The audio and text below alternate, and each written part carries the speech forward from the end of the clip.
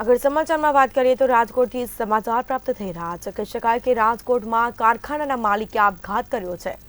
તો સુરેજ ટીમ્બડિયા નામના માલિકે આપઘાત કર્યો છે. કારખાનામાં ગળે ફાંસો ખાઈને મોતને વહાલું કર્યું હતું. પિતા રાજુ રોકડ અને પુત્ર સંજય રોકડ કારણે આપઘાત કર્યા હોવાનું તપાસમાં સામે આવ્યું છે. પિતા પુત્ર દ્વારા 10 લાખ રૂપિયા બળજબરીથી પડાવ્યા હતા, જેમાં સુરેશ ટીમ્બડિયાના પુત્ર અને રાજુ રોકડની પુત્રી વચ્ચે પ્રેમ સંબંધ હતા. જમીનના સાટાખત કરાવી વધુ 25 લાખ રૂપિયાની પણ માંગણી કરી હતી.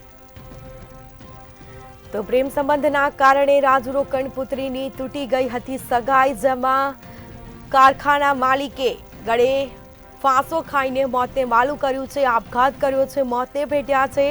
કારખાનામાં જ ગળે ફાંસો ખાઈને આપઘાત કર્યો હતો. તો કારખાના માલિકે આપઘાત કર્યો છે. સુરેશ ટીમ્બડિયા નામના માલિકે આપઘાત કર્યો છે. સમાચાર રાજકોટથી સામે આવ્યા છે. કારખાનામાં ગળે ફાંસો ખાઈને મોતને વહાલું કર્યું છે.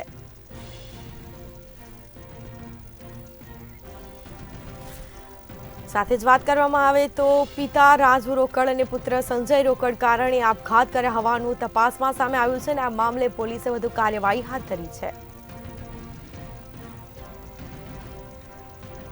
તો જમીનના સાટાખત કરાવી વધુ 25 લાખ રૂપિયાની માંગણી કરી હતી, જેમાં પ્રેમ સંબંધના કારણે રાજુ રોકડના પુત્રીની સગાઈ તૂટી હતી.